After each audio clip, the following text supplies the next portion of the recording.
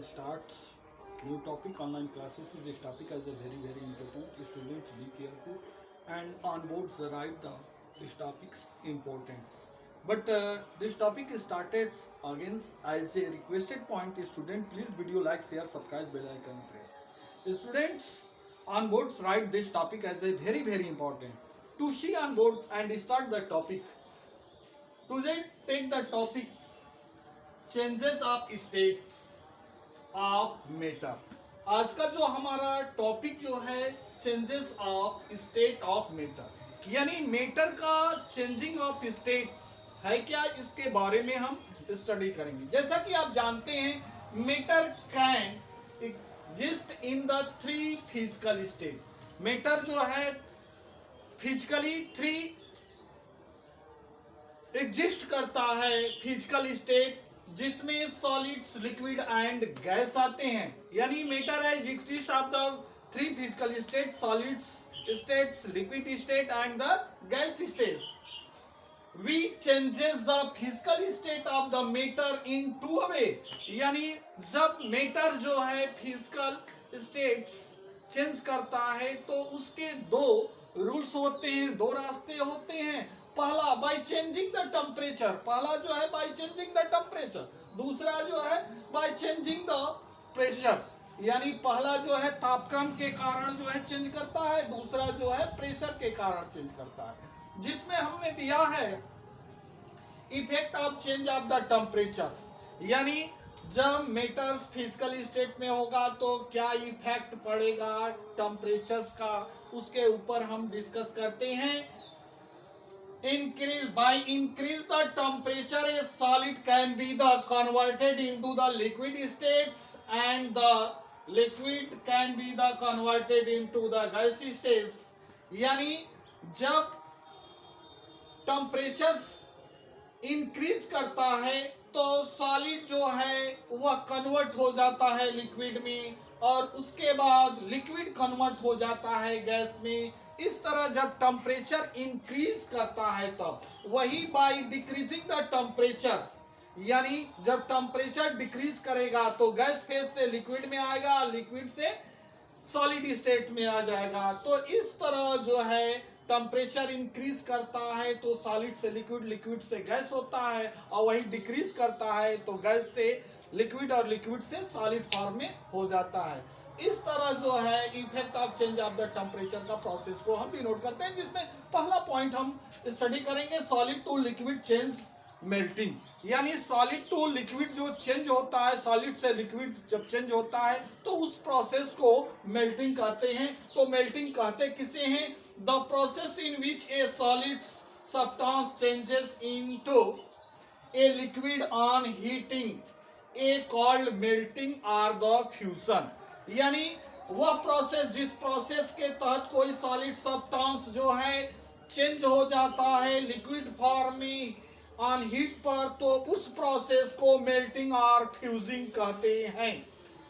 और the temperatures eight which A solid substance melting and the changes into the liquid at atmospheric pressure is called the melting point of the substance।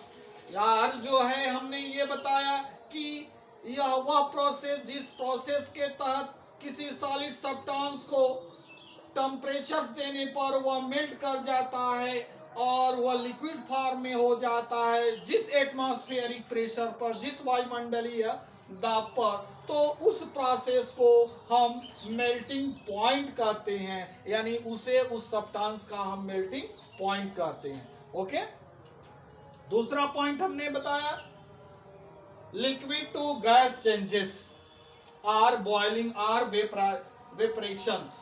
ठीक है, यानी liquid to gas, यह liquid to gas जिसको हम boiling कहते हैं, जिसे वेपरेशंस कहा जाता है। The process in which the liquid substance gases into a rapidly on the heating is the called boiling। यानी liquid to gas change or boiling, यानी boiling यह वह प्रोसेस है जिस प्रोसेस के तहत किसी लिक्विड सब्सटेंस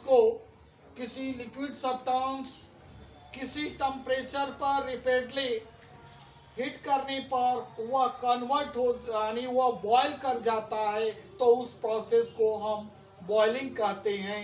और बॉइलिंग पॉइंट किसे कहते हैं?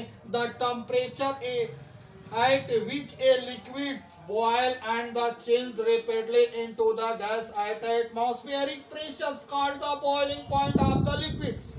यानी किसी लिक्विड का बॉइलिंग पॉइंट यह वह प्रोसेस होता है जिस प्रोसेस के तहत जिस ताप पर वह वायुमंडलीय दाब के ऊपर जो है बॉयल करने लगता है, तो उसे उस लिक्विड का हम बॉइलिंग पॉइंट कहते हैं।